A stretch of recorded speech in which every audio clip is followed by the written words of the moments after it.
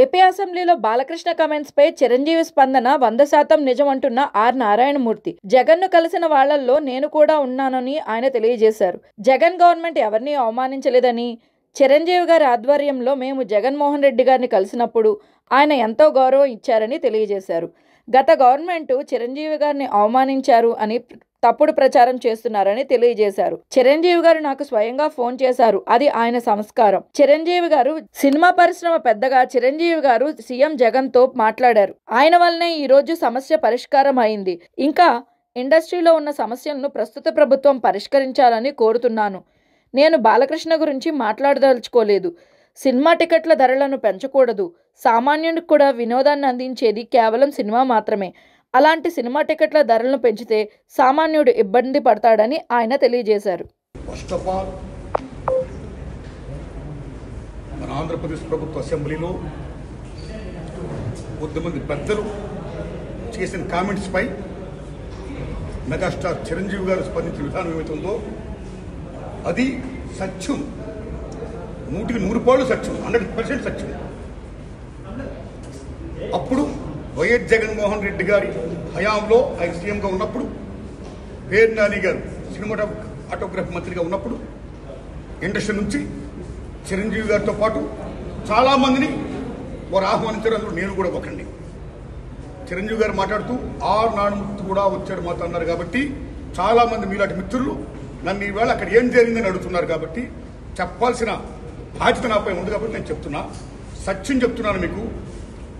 జగన్మోహన్ రెడ్డి గారి గవర్నమెంటు మా సినిమా కళాకారులు కానీ చిరంజీవి గారిని కానీ ఎవరిని కూడా అవమానించలేదు. చాలా గౌరవించారు. సత్యం.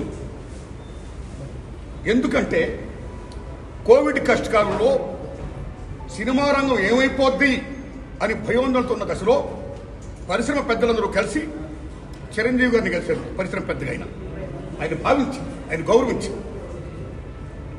నన్ను ఆహ్వానించారు. చిరంజీవి గారు స్వయంగా నాకు ఫోన్ చేశారు కూడా. అదే సంస్కారం. అప్పుడు నేను ఢిల్లీలో ఉన్నా. నారాయణమూర్తి ఇండస్ట్రీ క్లిష్ట పరిస్థితిలో ఉంది. భారీ చిత్రాలతో పాటు సగటు సినిమా తీసిన ఇలాంటి వాడు అందరూ కూడా రావాలి.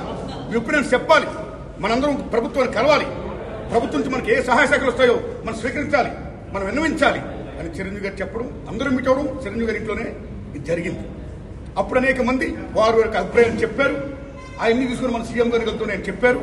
వారు సీఎం గారితో మాట్లాడారు స్వయంగా. అలాగే నేను కూడా పేరు నాని గారిని వీళ్ళని విజ్ఞప్తి చేశాను బందర్లో.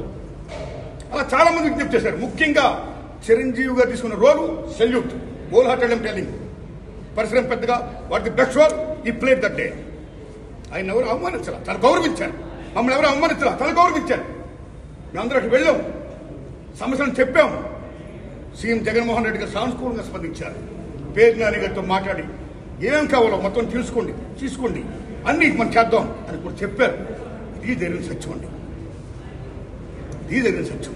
ఓకే, ఆ సమస్యలు ఇంకా ఉన్నాయి. Still it's going on. ఆయన ప్రభుత్వం ఇప్పుడు లేదు. ఇప్పుడు మన చంద్రబాబు నాయుడు గారి గవర్నమెంట్ వచ్చింది.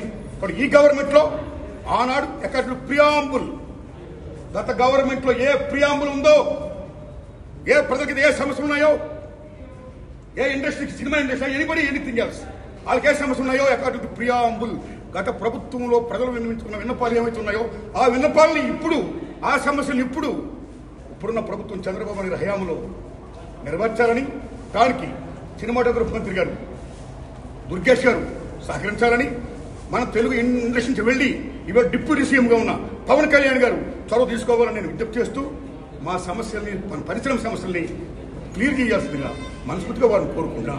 Thanks a lot.